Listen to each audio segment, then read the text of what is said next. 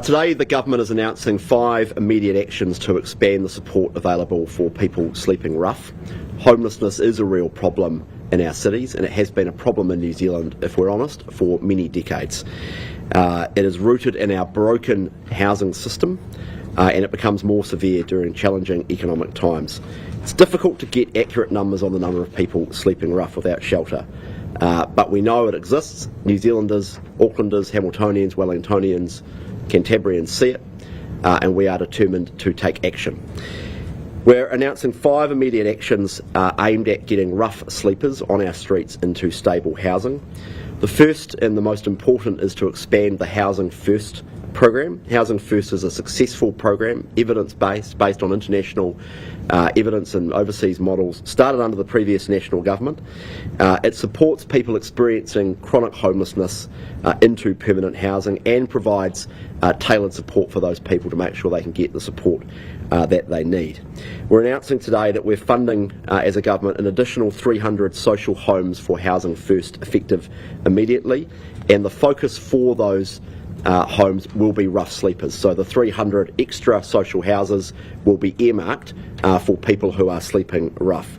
They are likely to be mostly 1-bedroom houses, which meets the typology that we need. Likely to be leased from the private rental market, Auckland, Hamilton, Wellington and Christchurch, rather than building them new. It takes time to build houses. We have an immediate problem. We want to sort that out. Leasing these houses is a deliberate choice. We want to get these houses on stream into the system, put people into the houses and then get the support wrapped around them. Housing First providers will be able to immediately start contracting the homes and supporting people into them. We're also announcing an additional $10 million of additional funding for support services for people sleeping rough. This is support services that are already established and have proven success. They will be specific to certain locations, because what works in Christchurch is different to what works in Auckland, for example. And officials from Housing and Urban Development and MSD will be working with frontline experts to identify that funding, but the intention is to roll it out very quickly. We also, the third announcement is we are looking to increase the efficiency of transitional housing. As a government, we spend around $500 million per year on a range of housing support services. We spend hundreds of millions of dollars per year on transitional housing, but we need to make sure it's in the right locations, housing the right people, and in particular, we need to make sure we increase the occupancy rate, because at any one time there are beds that don't have people in them at night that could have people in them. And I want as minimal vacancy in transitional housing as possible to make sure that people who are sleeping rough can actually get into a bed at night. And it's frustrating that there are vacancies when there are people sleeping rough, so we need to make sure that is underway, and that will be happening. I'll let Minister Potaka talk about the 4th and 5th actions, then we'll take your questions. Yeah, kia ora everyone, and thanks for coming. Look, the next section that we want to mention is there's been discussion around the mahi, or the work that MSD undertakes through assessing emergency housing. We'll want to make sure there's strengthened guidance from the Ministry of Social Development and the team there to exercise their discretion on a case-by-case basis. There's been a lot of really positive work in the emergency housing space, but we want to make sure that guidance around that decision-making is clear, and also that they exercise common sense. The workers in Kaimahi down at MSD. The final matter, 5 of 5, is for those that are able to get through Housing First and be placed in these 300 places. There will be, where for good cause, a redirection of their benefit. One of the challenges that happens when people come out of pretty difficult situations, often beneficiaries, into housing, is they sometimes fall into debt, and certainly there's an expectation that there will be a contribution made by anyone living in social housing, and for good cause in these circumstances there will be a redirection of their benefits to help pay for that social housing. Minister, could I ask about that last point first? Yes. Are you suggesting that you said there'll be a contribution made by anyone in social housing? Are you suggesting that this you're going to take the benefit away from people? No. Where there's good cause, MSC can redirect up to 25% of people's income to help contribute to the cost for housing. That's what happens now. Is it just for those 300? No, it happens across a variety of clients in the housing system. So do you finally accept that actions you took have led to an increase in homelessness? No, what we have acknowledged all the way, and no, what we have acknowledged all along, and officials have also acknowledged this in the recent Homelessness Insights reports, is that homelessness is a very complex issue. It's not just about housing, and it's not just about one policy. The extent to which we can attribute any rise and those people sleeping without shelter, living without shelter, cannot be specifically attributed to one policy change. There's a whole range of socio-economic and actually family and relationship factors that play into that. But as you've announced today, you are directing MSD to relax their interpretation of some of the rules to allow more people to live in emergency housing. No, we didn't say that. What we said was that we encourage those that are working at MSD to exercise common sense and have strength and guidance to do that. Why not relax the guidelines? No, we're very firm but fair around the criteria and the gateway for emergency housing. But we encourage strength and guidance at MSD to be commonsensical about the decisions that they make. So We are not going back to what happened in the last 5 years, where the government spent $1.5 billion housing people in motels, which was meant to be a 1 to 2 to 3 day stay, and ended up in some cases being 3 years. People had kids in motels. It was a social disaster for those families, and it didn't actually work to address homelessness, because between 2018 and 2023, the number of people sleeping rough and the number of people in severe housing deprivation rose. So we're not going back to those days. Emergency housing is going to return to the way it was originally intended, for people who have a genuine need, who need something to put a roof over their head so they don't sleep rough. That support will be available. But the first thing that happens is MSD say, now listen, can we get you into a social house? Are you on the housing register? Can we put you in a transitional house? Do you need support with paying for a bond to make sure for a private rental market? Have you gone and actually investigated the private rental market? Is there some extra support we could give to you to help you get into a private rental? All of that support is done by MSD now. We spend $500 million a year doing that. Emergency housing has its place, but the large-scale use of it, we simply, I can't stress this enough, we can't go back to those days, and we're determined to make sure that we don't. All of that work is done now, but could you tell us in simple language what is changing, what is going to change? We're just encouraging MSD staff, in fact directing them to make sure they exercise their discretion, which was ultimately is done at an operational level by an MSD caseworker dealing with someone who walks in who needs help. Does that mean MSD workers saying, actually, this is the help you need and we'll give it to you? Or does it mean you don't qualify and can't you go? Well, in some cases it will depend, and it may be both. But the first thing is MSD staff say, how can we assist to make sure that you get the support that you need so that you are housed? That's the first thing that they do, and they'll continue to do that. And for the most part, those who apply for emergency housing, around 60% to two-thirds actually get emergency housing, and those that do not get emergency housing actually get support in a lot of other ways, whether or not it's accommodation supplement or some bond support or other things. So the vast majority of people who apply for emergency housing are supported. What are some of the situations where you think MSD could be using their discretion? I'll give you one situation. There's actually an exceptions pathway for those that are in genuine need, but for short-term stay and temporary accommodation, but haven't necessarily fulfilled all the criteria, but there's a real situation going on that they need some help for a couple of days. My understanding from officials' advice is that it has been used either very few times, maybe 0 times. Now, that's a surprise to me, because we've got a lot of commentators and a lot of people saying, well, we should be able to get these people in, but none have actually raised that pathway with MSD. That's a great example. Minister Bishop, can you rule out challenging the leadership of the National Party? Oh, goodness me. This press conference is about one of the worst social issues afflicting our country. Absolutely, yes. There's no talk about that. This government is getting on with the job of grappling with very difficult economic inheritance that we came into government and inherited from the previous government.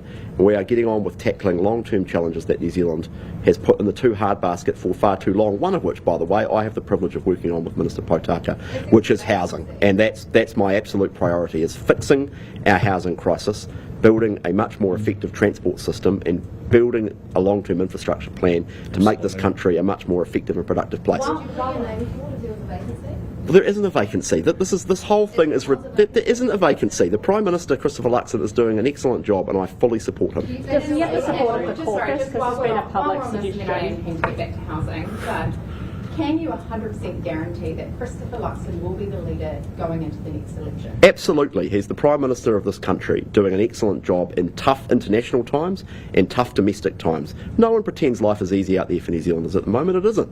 We've gone through the worst recession since the GFC. Some people would say arguably much worse than the GFC.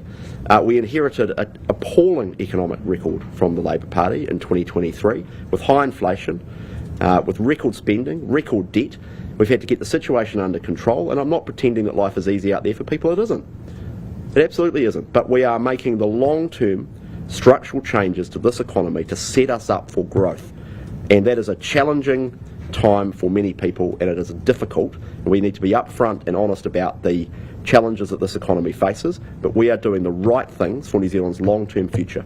If you had Prime Minister's support, would you stand for leadership if you had This whole conversation, respectfully, this whole conversation is ridiculous. There's been a public suggestion that he doesn't have the support of the caucus. Do you deny that? Yes, absolutely I deny it. And you should be asking questions about whether or not the leader of the Labour Party has the full confidence of his caucus, because there's a lot of rumours out there right now about that, including Penny Henare the other day not ruling out challenging Chris Hipkins for the leadership of the Labour Party. So I think you should be far more focused on the leadership of the opposition than the leadership of this country.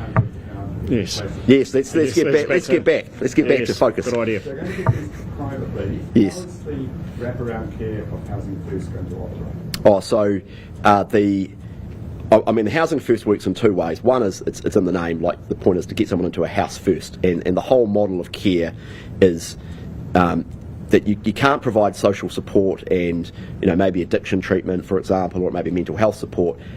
All of that stuff's great, but it's much more effective. The evidence is really clear about this when you have someone in a stable house first, because the stability makes the support much more effective. So that's why it's called Housing First. Get someone into a house first. So, and that program started in 2017. There's another program called Rapid Rehousing, which is basically the same program.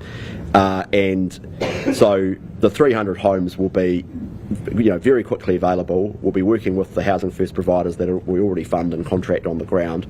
They'll be going out and working with other people to make sure we can get rough sleepers. And as I say, the 300 additional homes will be almost ring-fenced for those rough sleepers. Get them into the house, and then the Housing First providers, they provide that support, and it will depend on the circumstances. Missions and Vision West and so on. Yeah, the existing providers. Already on board with this. Yes, part of the reason we're doing part of the reason we're doing this is, when the Homelessness Insights report got released a few weeks ago, and as we said to you at the time, we would take action, and we've gone out, and Minister Potaka and I have spent quite a bit of time actually meeting with the Auckland City Mission, Vision West, Kahui Te Kaha, Life Hamilton with Julie at the People's Project in Hamilton, and people. Wellington, DCM, Christchurch. Minister Potaka's actually been out on the Streets of New Brighton, Bexley, pretty tough. in the morning. So we've actually gone out and talked to all of these guys, and that's how this package has come together, by engaging with them. And we actually said to them, what would work for you? What do you think we need to do? And that's partly how this package has come together. But not only engaging with them, Simon, engaging with people that are living on the street. So that's just the providers, essentially, people. Providers, they'll say this is good, or will they say it's Yes. good but not enough? Well, they'll almost certainly say the latter, because everybody wants more. And let's see how this goes. And if this works, then it's not to be honest, it's not a money problem. We spend $550 million a year on support services. It's not a money issue. It's a coordination issue, and it's a prioritisation issue, and a focus issue. And not one size doesn't fit all as well, because we've got that vacancy issue with transitional. We're putting on some new Housing First places, but we might be able to improve the vacancy occupancy issue with transitional. So some of those rough sleepers or people already in the Housing First program but not in a house, we can facilitate them into a house. You trumpeted the $1 billion of savings after the changes to emergency housing. So are you expecting to eat back into this, or how is this affecting the bottom line? No, so this is being funded through some underspends within the $550 that we spend roughly per year already. And some savings we've made in other areas, and so that's the initial funding, and of course we'll look at more in the future. We'll just, as I say, let's see how it goes. And back to Simon's earlier point, so there are thousands more homeless people. Are 300 homes really enough? Well, I'm getting a real handle on the numbers is difficult, and Because you're scrapping the census? well, it's, to be honest, it's hard to get an accurate read through the census anyway, because by definition, people who are sleeping rough, are unlikely to fill out censuses. Now there are various ways that the data boffins at stats will tell you about how to measure it, but I mean people can see it, so we acknowledge that. And Okay, so do you acknowledge that there are thousands more? Well, yes, but the solution for so we're focused on rough sleepers because that's the sharp end of the problem, and I think all New Zealanders would want us to focus on rough sleepers because they're the people in the most need. Now there's a range, across the homeless population or people who are in housing deprivation or housing need. There's a range of things. Not everyone needs a house in the first place. Actually, what people need is to potentially move into a social house. We've got over 2,000 new social houses coming on stream in the next couple of years. That's delivered by community housing providers. That's in addition to the Kainga and Maori housing, which are more of the affordable rentals, depending on where you are in the country. And that's in addition to the Kainga Ora builds that are happening as well. So some of those people need a social house, and I mean, this sort of gets into some of the things I'm going to be talking about a bit later in the year, but we're trying to redesign the housing system to focus on right house, right place, right people. Right support. And right support. That is not what we have at the moment. To give you an example, right house. 50% of people on the housing register, that's the social housing wait list, need a one-bedroom unit. 50% of those people. So we're around about 19,000. Numbers have actually come down under this government. Kainga Ora's stock, 12% of it is one bedroom. Of the 2,000 additional social houses delivered by community housing providers that this government is funding, 89% of them will be 1 and 2 bedroom, and from memory, 44% of them are 1 bedroom. So that's an example of how we're deliberately taking a specific focus on building the right houses and then the right place, rather than have this free-for-all where there's just a giant bucket of money and we just go out and randomly contract houses. We're going to take a place-based approach and be really specific about where we build and what we build. We haven't had a focus enough on people who are doing it tough who've got disabilities, for example. There was a story the other day in New Plymouth about a very unfortunate case of a guy in a wheelchair who had lived in a motel with his son for 3 years. For 3 years, and let me finish this point, because this is really important. He got allocated a Kainga Ora house, fantastic. 18 months to get resource consent and building consent to retrofit the house. So if anyone doesn't think the RMA and the Building Act is not a problem for social housing too, I would point you to that case, and I'd also point you to the example of the case that the CHIP in Wellington that has spent 15 months arguing with Wellington City Council about a social housing development, 1 and 2 bedroom social housing for people in need in Kilburnie, and they're arguing about the rubbish and where it goes and the planter boxes and what time things are collected. And they can't get, they've now got consent for it, but it's been 15 months. So that's partly why we're reforming the RMA. Some of those stats too, you look at some places very, very crimped and compromised around one beddies. Tauranga, great example last week. Absolutely. It was reported in paper, I think it was less than 5% of all the Kainga Ora provision is a one bedroom house, but their need is massive. Transitional housing in the North Shore, very, very low. So there's different things going on in different places, and what we're doing is officials work very closely with those credible, successful providers and get on and do this mahi. We need to start wrapping up. Yep. With those community housing providers, they're reporting difficulties getting insurance and housing people Yeah. with chronic Yep. needs and complex Yeah. needs. What have you guys got to help? So we're looking at that.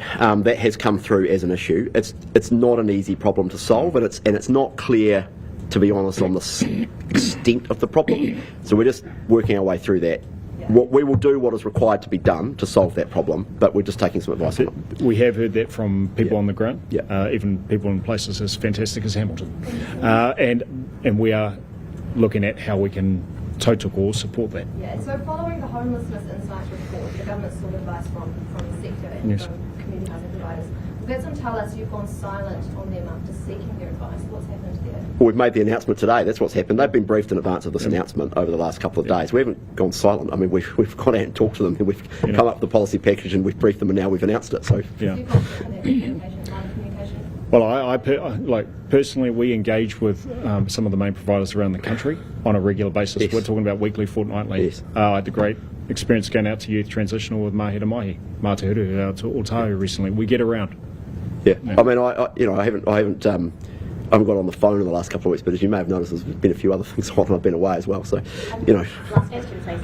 Mr. Bishop, you went pretty hard in opposition on the number of people who were living in parks, but that number hasn't come down under your watch. So is that a failure? Well, I'm determined to make a difference in relation to that, and it's a work. You haven't made a difference in 18 Well, it's a work in progress. Do you have a timeline for that? When you will... I'm not going to set a target, and getting the numbers of people living in cars is a tricky one as well. But you can just work with the data you've got. But I am. It's a great privilege to be the Minister of Housing and work on these issues. And this is the sharp end of a problem that's been around in New Zealand for decades.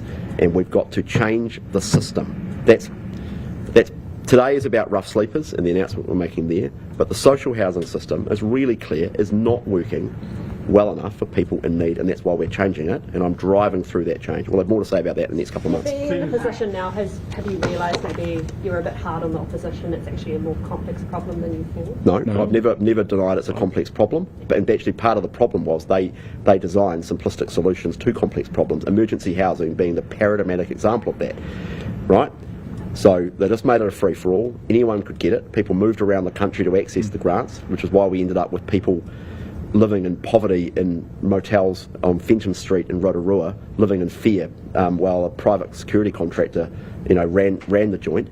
At one point, 4,200 families, through over 3,000 kids from memory, living in motels up and down this country. At one point, we were 5,000. At one point, we were spending $35 million a month, $1 million a day on motel accommodation. In 5 years, we spent 1.5 And no million. one can deny that's a simplistic solution. Did you see emergency housing grants increase as a result of the direction you're giving to the CTA? You've obviously got targets around it, but are you expecting to see that number? They sit on a wide array of pathways to help with homelessness, including transitional and others. The package that we're presenting today, we expect is going to make a serious in-swing on those that are rough sleeping. We don't expect that the emergency housing grants are going to shoot up massively, but those with a genuine need for short-term stay and temporary accommodation in most big cities and towns, there is a pathway for them. Minister, with the right homes, right place mantra Yes. outlined, social housing, what was wrong about the social housing in Mount Roskill that you stopped? Well, there's quite a bit of social housing still going into Mount Roskill as part of the large-scale project.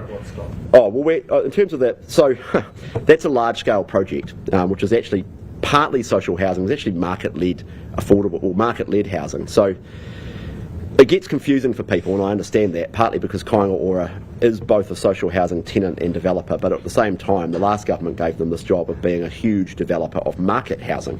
Actually, most of the stuff that's happening in Mount Roskill is market housing, nothing to do with social housing. They were doing infrastructure development and super lot developments and things like that. Families who were moved out of their homes on the promise that there would be new homes built for them, and they did that. They kept their kids in the schools, they bused them across. Yeah, I've seen those stories, and those support will be available for those people. We're having a good look at what's called the large scale project part of Kāinga Ora, because the business cases for all of those projects were done under the previous government at a very different time, a different part of the economic cycle, 2021.